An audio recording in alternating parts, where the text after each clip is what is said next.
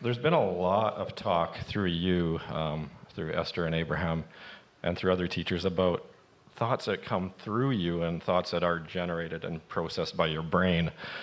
Like, is it both 50-50, or is it one more than the other? Prominent skeptical neuroscientists saying that everything's going through you, and that's his one guy's theory. But like, what is through you and what is just here inside this skull, right? So, like, is it both? Yeah. This is understandable. So let's start with the premise or the focused idea of perspective. Hold that in your mind for a moment. The idea of perspective or perception.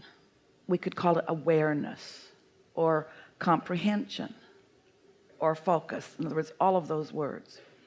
There are a lot of thoughts that are available to you, but only those that are in the vibrational range of what's going on with you in any point in time.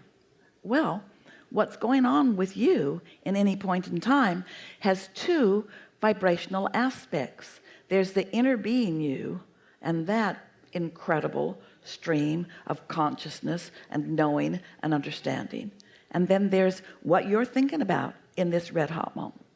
And the blending of that is really the only part of comprehension that is really worth thinking about, because you don't need to talk about all the thoughts that have ever been thought, or even all the thoughts that are being thought right now. It's like when you get into your car and you tune your radio to receive a signal. It doesn't matter how many other signals are being broadcast. It's irrelevant to you.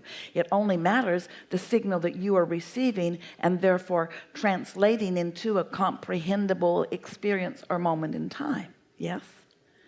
So we often have used the phrase, thoughts are coming to you and through you. And we sometimes tell you that you are a receiving mechanism, you are a transmitting and receiving mechanism. Now we would like to add to this conversation, in light of this wonderful question that you're asking, that there really are no new thoughts unto the universe, but there are new combinations of thoughts. And so as new thoughts combine, as thoughts, let's call them ingredients, come together in different combinations, then new experiences or new comprehension occurs. So you could think about that, and it could really overwhelm you if you tried to harness or comprehend or catalog and pigeonhole all human thoughts. But if instead you will let your predominant intention be to find harmony with the thought or the knowing or the understanding or the perception of your inner being in any moment in time, then you are so well served, because your inner being is so all about you. Your inner being is in on the things that matter to you, is a vibrational representative of everything that you have asked to be.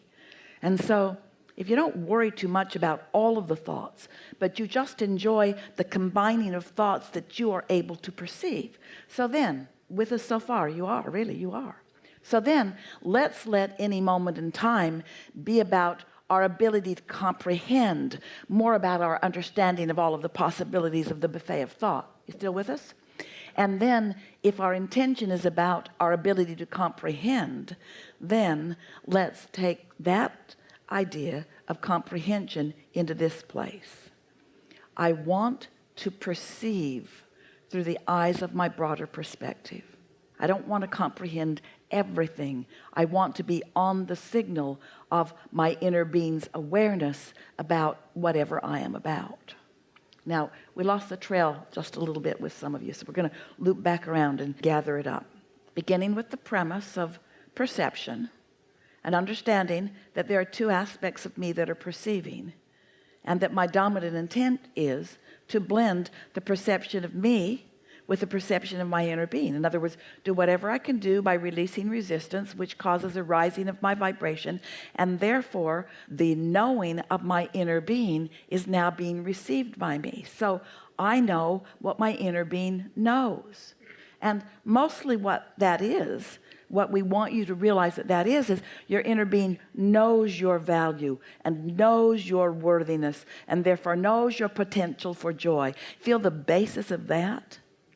It's not about knowing everything at once. It's not about knowing all of the aspects of every subject that are to be known. It's about being in the most knowable position, being in the most comprehensible position, being in the most receiving receptacle of replenishing of positions. Do you get what we're talking about? Because when you're there, then any place will serve you well and any subject will serve you well. Does that make sense to you? Really Most well, humans, yeah. instead of focusing upon creating the atmosphere that makes them receivable or receptible or replenishable or knowable, instead they're running around focusing upon facets of conversation. Like, I need to find the best place and then I'll focus. Or I need to find the best thing to eat and then I'll eat it. Or I need to find the best person to play with and then I'll play. And what we are saying instead is, let your atmospheric conditioning or creation be about the satisfaction factor, period, so that you know what receiving mode you are in, and then in that receiving mode turn your attention to whatever you've gathered around you and witness happily ever after. Yeah, that's really nice. That's just amazing. Thank you. It's all about just being there, like being centered and just being joyous, and like if you have goals, like slowly building up the. It's like showing up at the party with all of you and then having the party instead of going to the party to find something. Find it and take it to the party with you, and then you'll have a really good time at the party, and everybody who is with you will benefit too. But if you go to the party looking for it, then you hardly ever find it because it isn't at the party. Yeah, it's inside. Thanks. Yeah. Yeah.